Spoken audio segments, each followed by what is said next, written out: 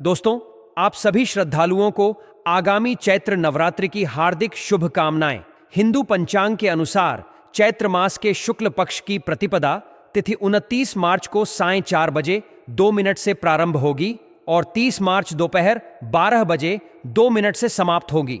इस प्रकार चैत्र नवरात्रि 30 मार्च से आरंभ होकर 7 अप्रैल 2025 को समाप्त होगी। नवरात्रि के दौरान कलश स्थापना का विशेष महत्व होता है।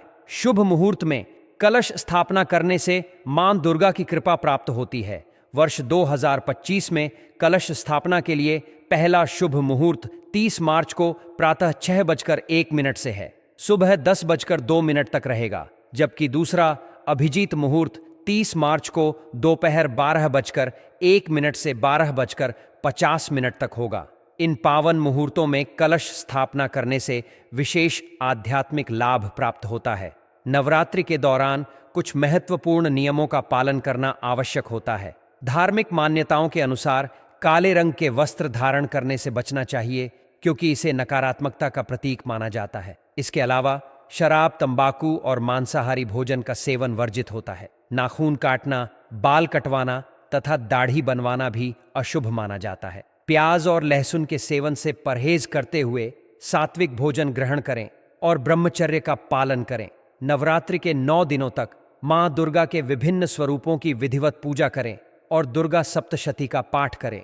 इन नियमों का पालन करने से नवरात्रि व्रत का फल शुभ होता है और घर में सुख, समृद्धि एवं शांति बनी रहती है। अब कलश स्थापना की विधि को समझते हैं, ताकि आप इसे सही प्रकार से संपन्न कर सकें। नवरात्रि के पहले दिन सर्वप्रथम देवी देवताओं का आह्वान करें। इसके बाद एक बड़े मिट्टी के पात्र में स्वच्छ मिट्टी भरकर उसमें ज्वारे के बीज डालें और हल्का पानी छिड़ककर मिट्टी को नम करें। फिर गंगा जल से भरे कलश में सुपारी, दूर्वा घास, अक्षत एवं सिक्का डालें और कलश के चारों ओर मौली बांधें। अब कलश के मुख पर आम के 5 पत्ते रखें और उसके ऊपर ढक्कन लगाकर लाल कपड़े में लपेटा हुआ नारियल स्थापित करें। पूरी विधि को संपन्न करने के लिए भूमि को स्वच्छ कर लें और फिर पूजा स्थल पर ज्वारे वाले पात्र को स्थापित करें। उसके ऊपर कलश रखें और फिर नारियल को कलश के ढक्कन पर विराजमान करें।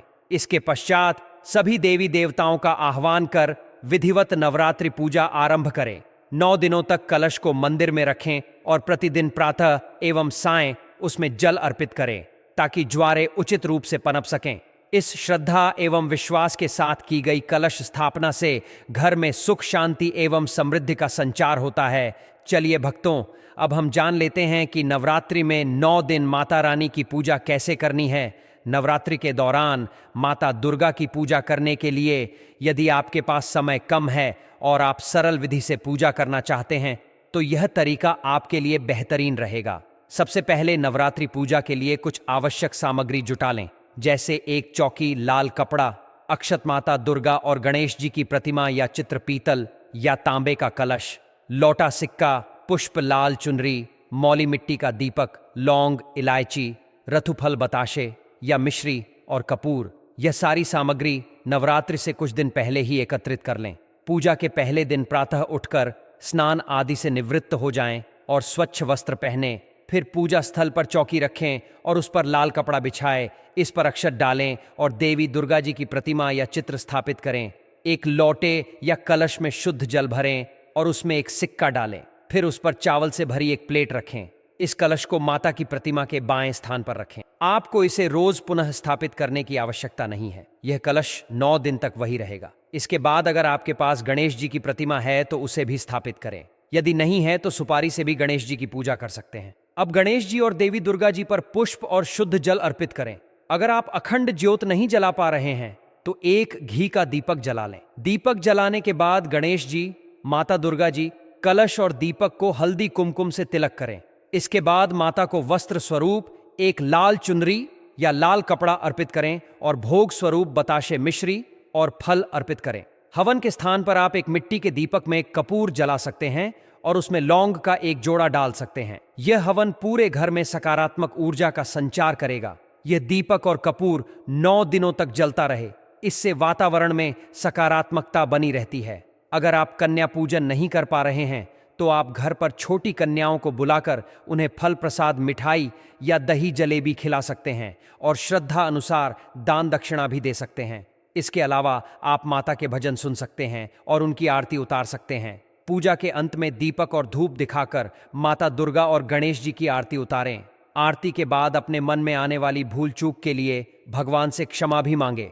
आपका नवरात्रि का यह पूजा तरीका सरल, सटीक और प्रभावी रहेगा। सबसे महत्वपूर्ण बात यह है कि आपकी श्रद्धा और आस्था माता दुर्गा के प्रति सच्ची होनी चाहिए, क्योंकि यदि आप सच्चे मन से पूजा करते हैं तो देवी की कृपा निश्चित रूप से आप पर बरसती है। दोस्तों, वीडियो में आगे की जानकारी बताने से पहले अभी तक कमेंट बॉक्स में जय माता लक्ष्मी नहीं लिखे हैं तो जय माता लक्ष्मी जरूर लिखना। जब आप हमारे कमेंट बॉक्स में जय माता लक्ष्मी लिखते हैं तो हमें काफी अच्छा लगता है और आप हमारी वीडियो को लाइक करते हैं तो हमारा मनोबल बढ़ता है, जिससे कि अच्छी अच्छी जानकारी होती है आप सभी लोगों के लिए लेकर के आते हैं। चलिए भक्तों, अब हम जान लेते हैं कि चैत्र नवरात्रि में कौन कौन से काम नहीं करने चाहिए।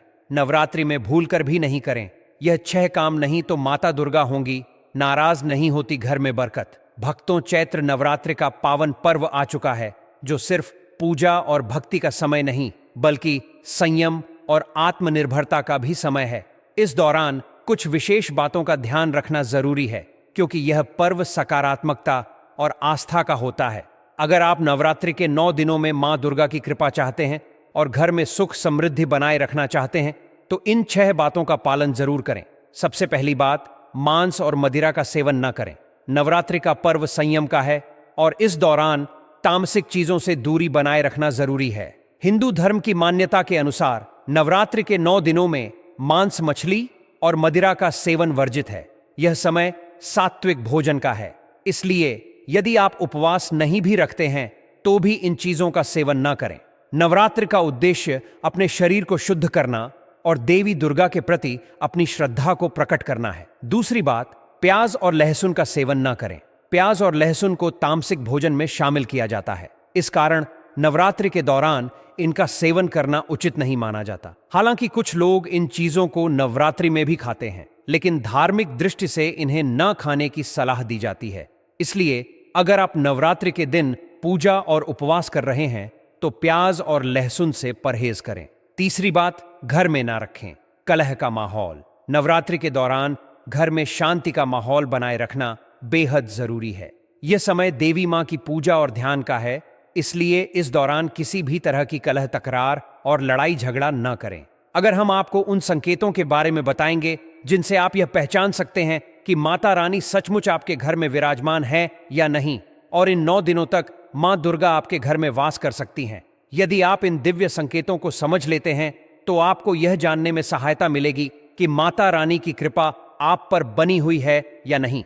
चैत्र नवरात्रि के दौरान कुछ विशेष संकेत मिलते हैं जो यह दर्शाते हैं कि मां दुर्गा आपके घर में उपस्थित हैं और आप पर अपनी कृपा बरसा रही हैं।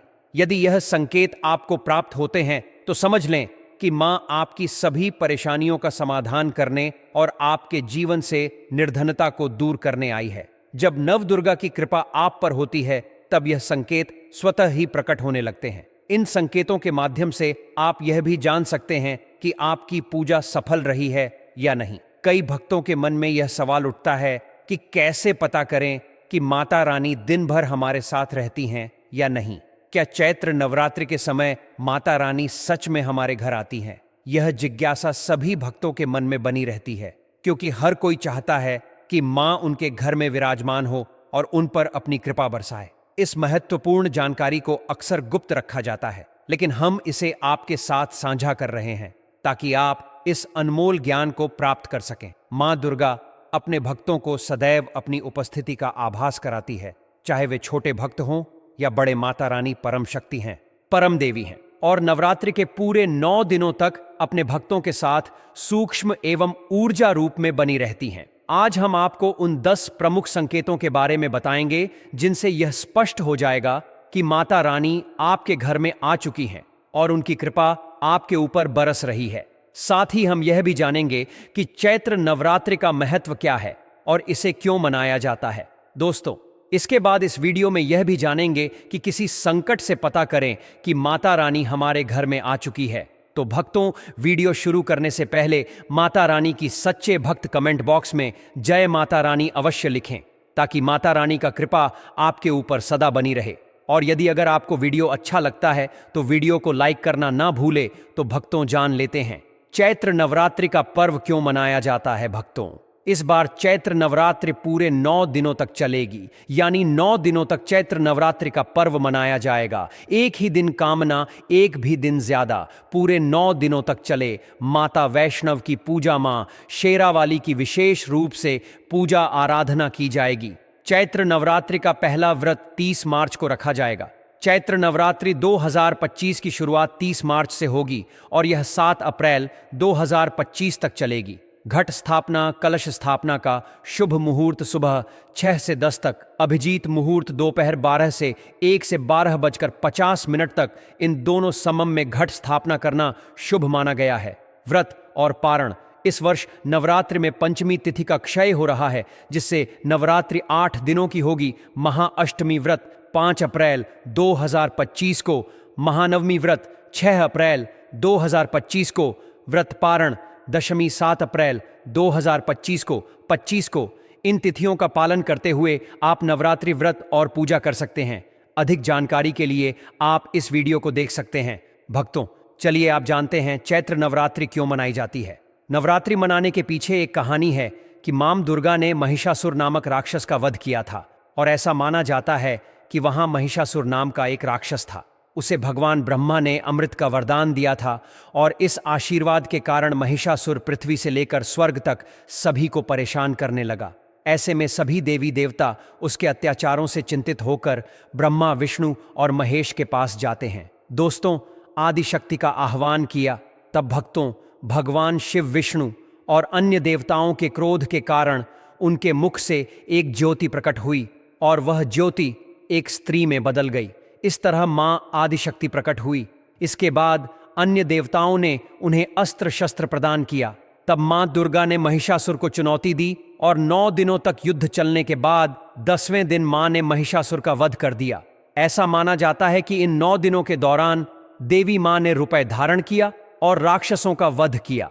इसी कारण से इसे 9 दिनों तक नवरात्रि के रूप में मनाया जाता है। और आपको बता दें कि शास्त्रों में चैत्र नवरात्रि का विशेष महत्व माना गया है। भक्तों, ऐसा माना जाता है कि 9 दिनों तक चलने वाले चैत्र नवरात्रि के दौरान व्यक्ति मानसिक और शारीरिक रूप से मजबूत होता है। मनुष्य की आध्यात्मिक शक्ति बढ़ती जाती है। इस प्रकार लोग इच्छा, क्रोध, अहंकार, ईर्ष्या लोग आदि से मुक्त हो जाते हैं, और उनका मन और शरीर शुद्ध हो जाता है, और उनकी बुद्धि स्वाभाविक रूप से काम करने लगती है। आइए जानते हैं दोस्तों, माता रानी साथ में अगर हमारे होते हैं तो इस प्रकार के 10 संकेत मिलते हैं। है कौन कौन से संकेत है, लिए थोड़ा इस वीडियो को ध्यान से सुनिए। अगर आप भी चाहते हैं कि माता रानी आपकी सभी मनोकामना को पूर्ण करें, तो भक्तों कमेंट बॉक्स में जरूर लिखना। जय माता दी, आपका स्वागत है। तो आइए जानते हैं उन विशेष संकेत को। तो दोस्तों, जब माता रानी आपके साथ में होती है तो यह 10 संकेत मिलते हैं, और भक्तों के माध्यम से वेदों के बारे में बताने जा रहे हैं, जिससे आप पता लगा सकते हो कि माता रानी आपकी पूजा पाठ से प्रसन्न है, माता रानी आपके साथ में है। जब दोस्तों आपको पूजा के दौरान आंसू आने लगे, वैसे दोस्तों हम रोज की पूजा करते हैं लेकिन आंसू नहीं निकलते, लेकिन चैत्र नवरात्रि के समय जब आप पूजा करें और आंसू आने लगे तो समझ जाना माता रानी आपके साथ में है। या फिर अगर आपको पूजा के दौरान ऐसा लगने लगे कि कोई आपके पीछे में खड़े हैं, तो समझ जाना माता रानी आपके साथ में, हमेशा आपके साथ में है। वह ऊर्जा स्वरूप बनकर आपके साथ में खड़े रहते। यदि आप यह जानना चाहते हैं कि माता रानी की कृपा आप पर बनी हुई है या नहीं, तो कुछ विशिष्ट संकेत होते हैं जो इस बात का प्रमाण देते हैं कि देवी स्वयं आपके पास उपस्थित हैं। जब माता रानी किसी भक्त पर अपनी कृपा दृष्टि डालती है तो वे उसे कुछ संकेतों के माध्यम से यह अनुभूति कराती। पहला संकेत यह होता है कि यदि आपको रात के समय टिमटिमाते जुगनू बार बार दिखाई देने लगें, या फिर वे आपके कपड़ों या शरीर से आकर चिपक जाएं, तो समझ जाइए कि देवी मां की उपस्थिति आपके आसपास है। यह माना जाता है कि जुगनू, जिन्हें जोगिन भी कहा जाता है, माता रानी की सेवा में समर्पित होते हैं, और जहां देवी की शक्ति विद्यमान होती है वहां वे स्वतः आकर्षित हो जाते हैं। इसलिए यदि आपको ऐसा अनुभव होता है तो निश्चय मानिए कि माता रानी की कृपा आप पर बनी हुई। संकेत यह हो सकता है कि यदि किसी रात आप बिना किसी स्पष्ट कारण के अचानक झटके के साथ जाग जाएं, तो यह माता रानी का संकेत हो। कई बार देवी स्वयं भक्तों को जागृत करने के लिए इस प्रकार के संकेत भी, ताकि वे किसी महत्वपूर्ण संदेश को समझ सकें या किसी विशेष आध्यात्मिक प्रक्रिया में प्रवृत्त हो सकें। यदि यह बार बार होता है तो यह निश्चित रूप से एक दिव्य संकेत है कि माता रानी आपको कुछ बताना चाहती हैं। तीसरा संकेत यह होता है कि यदि आपको अपने घर में किसी विशेष सुगंध का अनुभव हो जो आपके आसपास स्वाभाविक रूप से उपलब्ध न हो, जैसे इत्र, लोबान, धूप, चमेली आदि की मनमोहक महक, तो यह दर्शाता है कि माता रानी आपके घर में उपस्थित हैं। जब देवी किसी स्थान पर आती हैं तो वहां दिव्य सुगंध फैलती है जिसे भक्त महसूस कर सकते हैं। यह सुगंध इतनी विशिष्ट होती है कि जिसने इसे पहले कभी अनुभव नहीं किया वह भी इसकी दिव्यता को समझ सकता है। चौथा संकेत यह होता है कि यदि नवरात्रि के दौरान आपको स्वप्न में किसी छोटी कन्या के दर्शन हो तो इसे अत्यंत शुभ माना जाता है। छोटी कन्याओं को देवी का ही स्वरूप माना जाता है और यदि आपको लाल वस्त्र धारण किए हुए कोई कन्या, कोई लाल ध्वजा या फिर माता के अन्य प्रतीक दिखाई दें तो यह स्पष्ट संकेत है कि देवी आपके साथ हैं और उनकी कृपा आप पर बनी हुई है। पांचवां संकेत यह होता है कि यदि आपके द्वारा जलाए गए दीपक की लौ किसी विशेष आकृति में परिवर्तित हो जाए या अत्यधिक ऊंची होने लगे तो यह इस बात का प्रमाण होता है कि माता रानी स्वयं वहां उपस्थित हैं। कई बार भक्तों के घर में माता रानी के आगमन का संकेत दीपक की लौ के माध्यम से मिलता है। यदि दीपक की लौ स्थिर और तेज रहती है तो यह शुभ संकेत होता है। अब यह जानना भी महत्वपूर्ण है कि माता रानी कब आपके घर में स्थायी रूप से विराजमान हो चुकी हैं। इसके कुछ विशिष्ट संकेत होते हैं जिनसे यह पता चलता है कि देवी आपके घर में प्रवेश कर चुकी हैं और अब उनकी उपस्थिति आपके जीवन में शुभता और समृद्धि लाने वाली है। यदि नवरात्रि के दौरान या किसी अन्य शुभ अवसर पर बार बार गौ माता आपके घर के द्वार पर आए और वहां अधिक समय तक ठहरे तो इसे देवी के आगमन का संकेत माना जाता है। गाय को माता लक्ष्मी और देवी दुर्गा का स्वरूप माना जाता है और यदि वे आपके घर के पास अधिक समय तक रुकें तो यह इस बात का प्रतीक होता है कि दिव्य शक्तियां आपके घर में प्रविष्ट हो चुकी हैं। इसी प्रकार यदि आपके घर में मधुमक्खियां आकर एक स्थान पर रुक जाएं और वहां अपना छत्ता बनाने लगें तो इसे भी एक महत्वपूर्ण संकेत माना जाता है। धार्मिक ग्रंथों में मधुमक्खियों को माता दुर्गा के ब्राह्मणी स्वरूप से जोड़ा गया है और यदि नवरात्रि के दौरान ऐसा हो तो इसे अत्यंत शुभ माना जाता है। इसके अतिरिक्त यदि आपके घर के पूजा स्थल में रखा दीपक बिना हवा के भी बहुत तेज जलने लगे या उसकी लौ अचानक अत्यधिक बढ़ जाए तो यह माता की उपस्थिति का प्रमाण होता है। जब देवी किसी स्थान पर आती हैं तो वहां दिव्य ऊर्जा उत्पन्न होती है जिससे दीपक की लौ प्रभावित होती है और वह अत्यधिक प्रकाशमान हो जाती है। एक अन्य महत्वपूर्ण संकेत यह होता है कि यदि आपके घर में अचानक बहुत अधिक काली चींटियां दिखाई देने लगें और वे किसी विशेष दिशा में बढ़ती जाएं तो इसे माता के आगमन का प्रतीक माना जाता है। यह संकेत दर्शाता है कि आपके घर में आध्यात्मिक उन्नति होने वाली है और देवी की कृपा आपके परिवार पर बनी हुई है। यदि अचानक घर में एक अत्यंत मधुर और दिव्य सुगंध फैल जाए जिसे किसी ने पहले कभी अनुभव न किया हो तो यह भी माता रानी की उपस्थिति का संकेत हो सकता है। यह सुगंध इतनी दिव्य होती है कि इसे महसूस करने वाला व्यक्ति तुरंत इसकी दिव्यता को पहचान सकता है। इसके अलावा यदि कोई साधु, भिखारी या कन्या नवरात्रि के दौरान आपके घर के द्वार पर आता है और कुछ मांगता है तो इसे माता रानी की परीक्षा माना जाता है। इस स्थिति में यदि कोई व्यक्ति दान देता है और सेवा करता है तो माता रानी उसे विशेष आशीर्वाद प्रदान करती है। नवरात्रि के दौरान घर के मंदिर में छिपकली दिखाई देना भी शुभ संकेत माना जाता है। यह संकेत इस बात का प्रतीक होता है कि देवी की कृपा से घर में धन, समृद्धि और सकारात्मक ऊर्जा का वास हो रहा है। अंततः यदि नवरात्रि में कोई छोटी कन्या आपके घर आए और आपके दिए गए प्रसाद या वस्त्र को खुशी खुशी स्वीकार कर ले तो इसे माता रानी की विशेष कृपा का प्रमाण माना जाता है। इसलिए नवरात्रि के दौरान कन्या पूजन अवश्य करें और उन्हें आदर पूर्वक भोजन कराएं जिससे देवी आप पर प्रसन्न हो। यदि आप चाहते हैं कि आपके जीवन में सुख, शांति और समृद्धि बनी रहे तो माता रानी के इन दिव्य संकेतों को समझें और सच्चे मन से उनकी उपासना